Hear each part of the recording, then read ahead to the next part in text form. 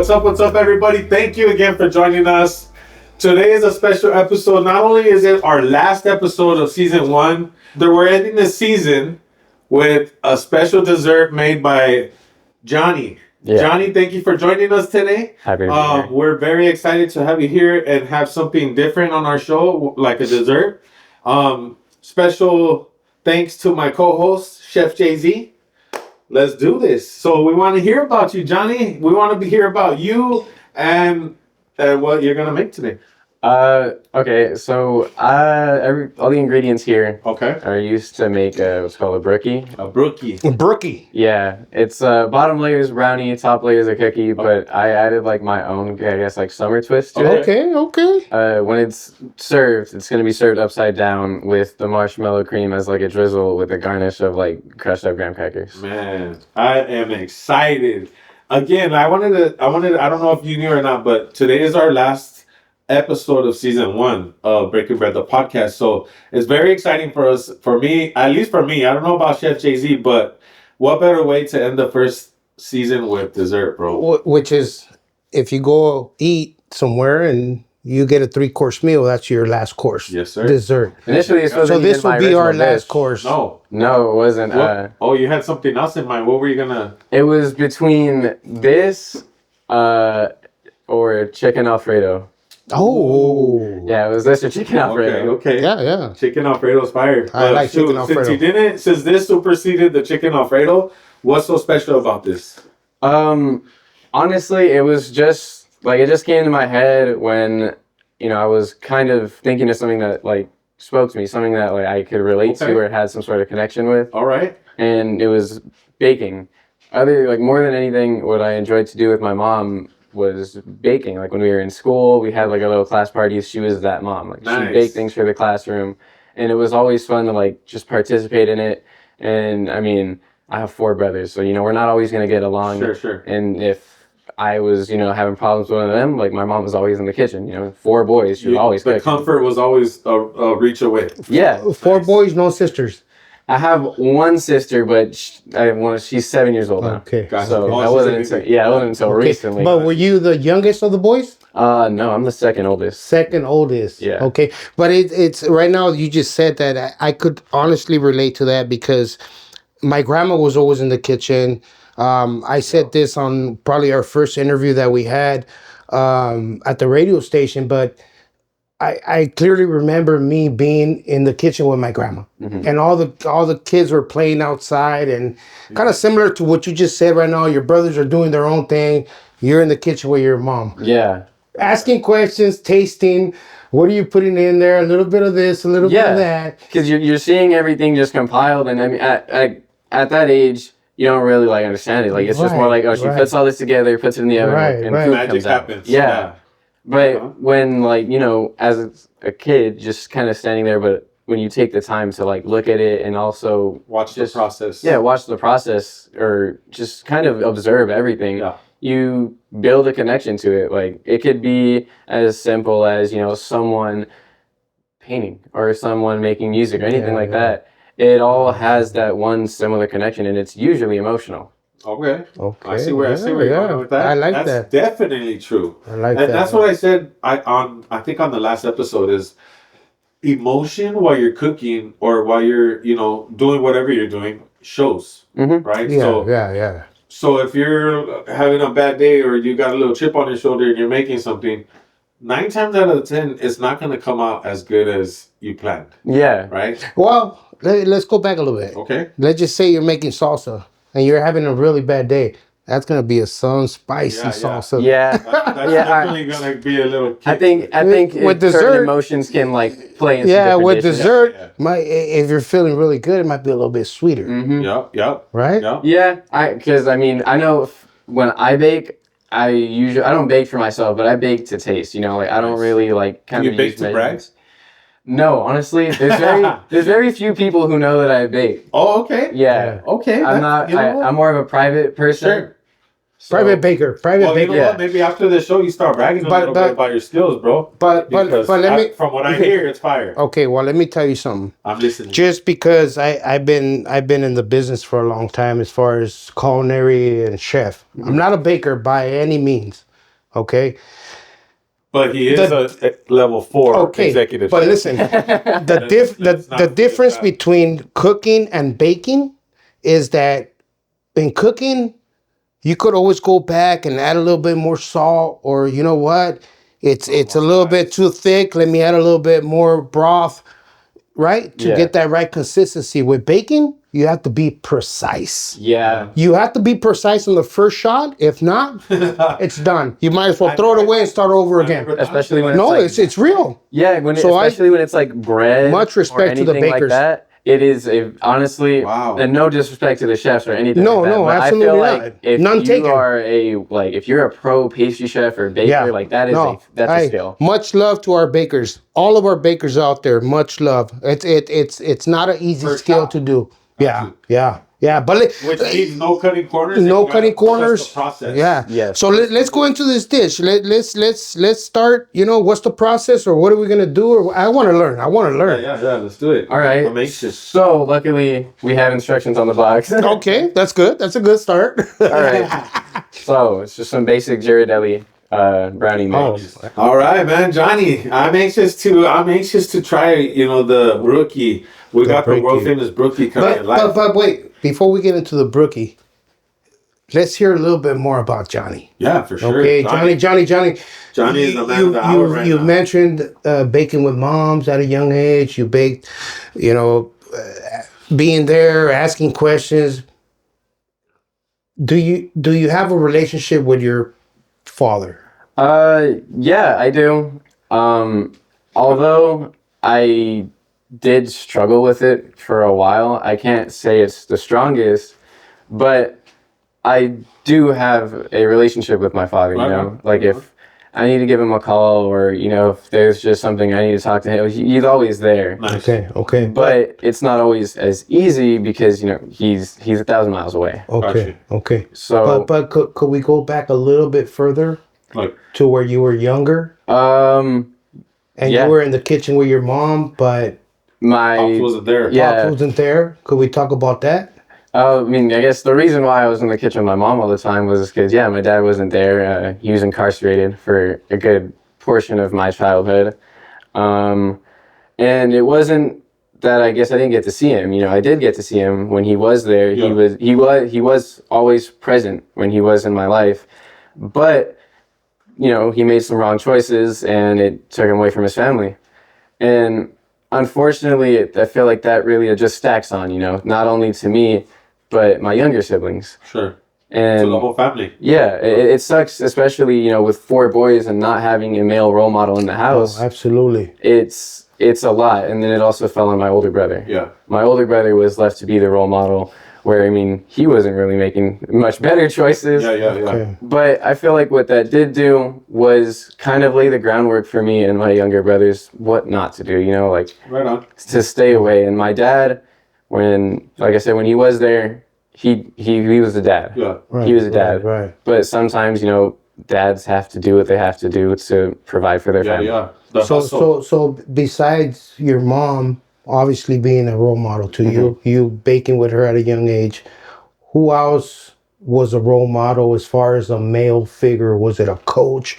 Was it a teacher? Was it? I mean, have to say my older brother. Your older brother, okay. Shout out to the older brother. Yeah, big bro. Adrian. That's right. Adrian, big bro. That's right, Adrian. He's definitely he is a huge cornerstone in my life. I'm not gonna lie, he's been there for me, with everything. Sure. Me and my younger brother, we're 13 months apart. Borderline twins. People confuse us for twins all the time. And yet, me and him are close. We have, this different relationship, or, almost symbiotic. It's weird. But me and my older brother, we are... I'm not even kidding. It seems like we're linked, by our brains. But that's pretty be saying the same thing at the same time. It's crazy. Like twins. Yeah, and that, that's special. That's special. And it kind of, it gets me a little bit, emotional a little bit, just to see the excitement behind the way you're speaking about your brother. So was he the one that pretty much said, don't do this, don't do that, took you under his wing? Yeah. And not just that, everyone, has bullies. He was that brother too. So if something happened, he was there. Nice. He's a protector. Yeah. Shout out to the big bro, though. That's big amazing. big bro. That's And amazing. Now he's actually he's working as a cook at an Italian restaurant. Really? City Walk. Yeah. How much older did you say he was? Me and him it's a 5-year age difference. Oh, 5 years. Wow. Wow. Man, he's a cook? Yeah. Did So you is tell he him the you're coming on the show? Yeah. I actually told That's both of pretty my cool. brothers that if you guys are open to it, my little brother, he'd definitely be a banger on this. Really? Yeah. He can cook. He can cook. Okay. We got a whole line of That's cooks. awesome. That's awesome. That's pretty. No, that's pretty amazing. cool. And shout out to you, bro, for such an excitement and such a glow on your face when you speak. But I think most importantly, obviously, Moms was there through the whole process. Yeah. But like you said, big bro for stepping up and cool. saying, you know what, I'm gonna be that role model, and I'm gonna take these, my siblings under my wing. and protect them. Absolutely, cool. that's awesome. Honestly, one thing I couldn't thank him enough for any of my brothers or even my mom, and of course my dad as well. Yeah. As much as I struggled with him, it was a whole different thing. It was a whole type of family feud that just echoed throughout our lives. Sure. That and that's what there's people that are watching the show that unfortunately are going through broken homes because of incarceration and because of maybe our elders not making the right choice, and that's good that you have found joy in your life now, and you're expressing it by baking. That's pretty cool. Yep. Congratulations, man. All right, Johnny. Man, thank you. First and foremost, thank you for sharing a little bit about yourself with us and with the viewers. That's, sometimes that's a little bit harder for some than others. And we thank you for being on the show. Absolutely. But now it's time to get to going. You know what I mean? We got some bread to break and we got some cakes to bake. You know what I'm saying? All right. But yeah, let's do this and let's make that.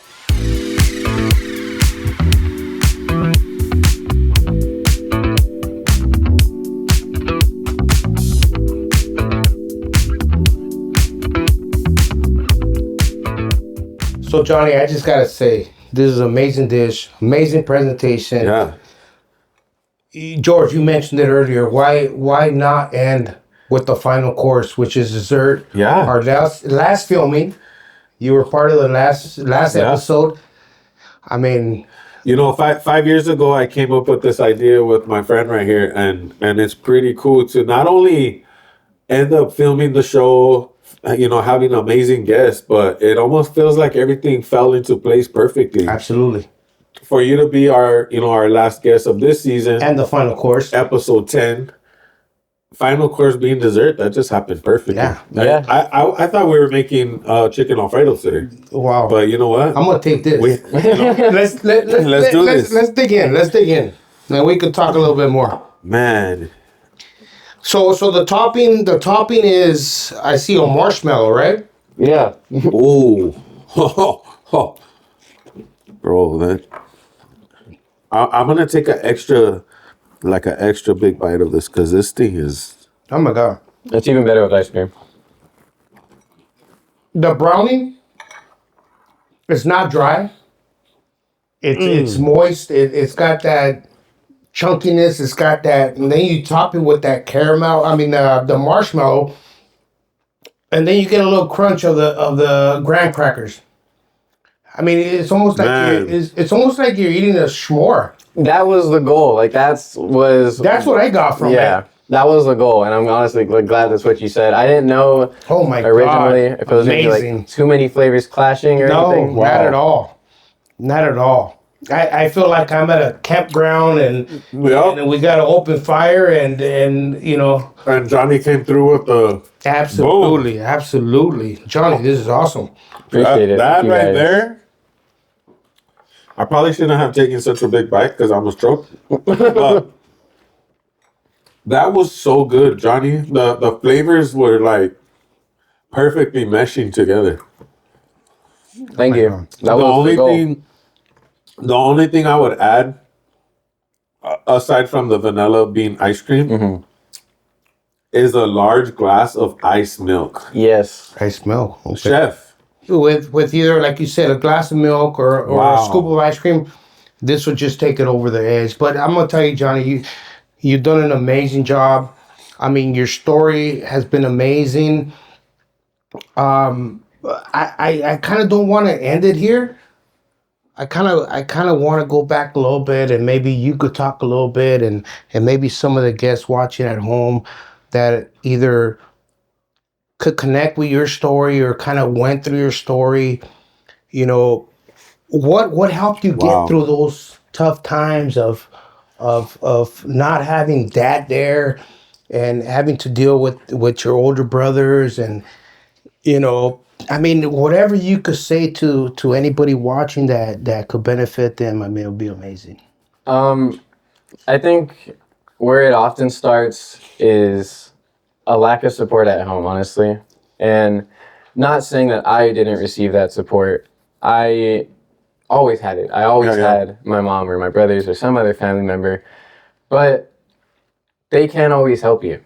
They're not experts. They're not always going to be able to understand every problem you have. You're right. You're right. So one thing that I feel helped me was not only baking with, my mom or anything like that, was something that people tell you a lot nowadays is learn to control or care about the things that you can control. Exactly. And oh wow, that's awesome. Yeah, that's a good one. With that being said, it's also another thing that a lot of people I feel are kind of scared to say or even do is to care. And I mean that in like a general sense, like some people, especially now kids, like they feel like they don't have to care. Apathy is, I feel like, such a virus where everyone wants to be so nonchalant or whatever. Like, so I think tough. That's corny. And so tough. And why do you think that is, Johnny? What do you think that is? Do you think it's social media? Do you think it's just... I think it has to do at with home, from where it starts? Like a mix of all that.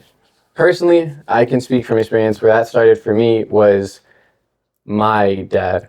He was very machismo. He grew up in that lifestyle around the gang life, all that, and he not enforced, but those same kind of principles were kind of applied in my childhood. I wasn't allowed to wear certain things. There were certain things that he didn't like when it came to music or clothes, especially. Like clothes was a big thing with him. Right. But in the end, I kind of started to realize, like, I'm going to be who I'm going to be, regardless. Sure. And, if he's not going to be there to see it, or if he's not going to be there to push me forward, then that's fine. Yeah. You're still gonna go on your own path. Yeah. And I never, ever once, would tell anyone, oh, yeah, you don't need your parents. Like, if they don't support you, what I would say to people is if your parents don't support you, then maybe it's more of, it's not that they don't support you, because that's how everyone feels. Like, they think my ideas are going to go bad. They're not there for me. They're not. But what it really is, and what I understood, especially from my mom when she finally broke it down to me, as a parent, I think it's just, you're worried. You're worried that what your kid is going to do isn't going to pan out, and you don't know if you're going to be there to catch them with that fall. And that was the one thing my mom told me all the time is, I'll be there. I'll be there. Shout out to moms. Absolutely. That's pretty cool for her to... 100%. Yeah. Like, I think, other than that, we keep going back to my mom, but she really is like that person for me.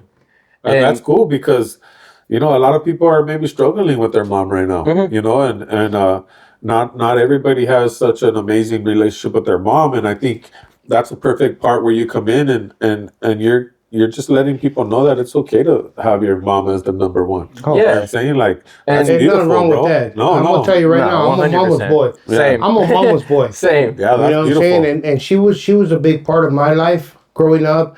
She showed me values. She showed me how to say thank you, you're welcome, please, may I? Yeah. And that's I think that's the foundation. Okay, so right now when you're saying that, I mean, I could honestly relate with what you're saying. Johnny, where do you see yourself 5 years from now? What's your 5-year goal? My 5-year goal? I mean, to think about it in that perspective, it's rather, I guess, jarring. Because 5 years from now, I can say where I want to be. Yeah. 5 years from now. Okay, so let me rephrase the question. Where do you want to be 5 years from now? 5 years from now. What's your goal? What's your 5-year goal? I plan to have hopefully up and started my own clothing line. Okay. Be manufacturing. That's huge. And hopefully just Have you started on that clothing line yet? Or do you have an idea of the name? I have an idea. I can say right now what I do on my, like, other than baking, I like to make one-of-one clothing. Okay. So I just kind of make stuff for myself or like friends that will ask There me. you go. Right on. One of one. Originality. That's my favorite thing to do. Especially like that's why I love baking so much, because you can take a cupcake, but then you can do whatever you want to To it. make it your cupcake. Yeah. That's So right. do you see baking as part of your future? I feel like it'll always be there. Maybe not as a career, but definitely as Like an a hobby avenue or- to Get away. yeah. Well, I'll tell you one thing. Be creative. If you wrap a little one of these bad boys in a little clamshell and put a price on it, I would buy it, bro. Because Absolutely. it's pretty fire. Oh, absolutely. Right? I would buy it too. Like if you're at the coffee shop or whatever, and you see one of those right there, bro, I mean, would definitely take the leap. I didn't think it tastes that good. Oh, bro, It's- you did it for sure. Yeah. For sure, you did it. And what do you call it again? What do you call it? I guess it'd just be a s'mores brookie, summertime brookie, whatever you want to Alright. call it. Summertime. This is the summertime anthem, my boy. Summertime, yeah. I This think is it. another thing that a lot of people don't really talk about, or I guess isn't really addressed, but it's talked about but not addressed in a proper manner, I guess, is the kind of the lack of a father. You know, I brought that up. I didn't really talk about it much, but with my dad not being there for, I want to say, important milestones of my life, Yeah. it did take a toll on me. You know, I didn't have that role model. I didn't have anyone to kind of let me know, like, oh, you did it, son. Like, there were times where he did, but more often than not, like the times when he wasn't there, when they weren't, you're not going to remember that. You're going to remember those shocking moments. Yeah. And I feel like if anyone out there is, struggling to connect with your dad, like, don't waste time. I struggled for years and years and years, and I decided to go live with my dad for about 3 years to rekindle our relationship. And I tried my best, and, there's something there, but it's never going to be 100%. And I had to come to terms with that, Now that really brings it home for me. Just the part where you said, Me too. don't waste time. Me too. I literally didn't show up when I should have, and I missed my dad's last breath by 20 minutes. Yeah. And that happened some years ago, and that's very important that people don't understand, because once that last breath is gone, that's it. There's no making up. There's none of that stuff, and I think that's pretty brave of you to say that, George. But I think there's different situations. I mean, I understand what you're saying, but I also understand what Johnny's saying, and Johnny's story, I could honestly relate to that story because my dad wasn't there when I was growing up. Okay, it wasn't like I was trying to get there or trying to force him to be in my life. You understand what I'm saying? Mm-hmm. But one thing that I can tell you, and one thing that I could finish with, is that I broke that cycle. Okay? right on. When I started to have kids, I said, I'm not going to let my kids not have a father. That's You right. know what I'm saying? Mm-hmm. And that is, and I think honestly for me, I'm not speaking for anybody else, but that's the beginning of how I could make a change. Mm-hmm. Because then they start growing and they start having kids of their own, and it's just a different tradition that we move forward. Yeah. Exactly. I honestly want to thank you for your story, which is an amazing story, because I can relate to that story. Your dessert was amazing. I'm telling you right now, your Thank dessert you. was amazing. Awesome breaking bread with you. This is our last show, Yep. and I think this is a very powerful show. I think this is an amazing show. Yeah. And thank you again. Yeah, John. Of course, happy to be amazing. here. Thank you so much. Thank you guys. So let me ask you this: is there any more of this left over so I can? I don't maybe know. It looks like take- you both take threw it all on your plates. Yeah. Okay. I'm gonna keep Thank you going. everybody for joining us.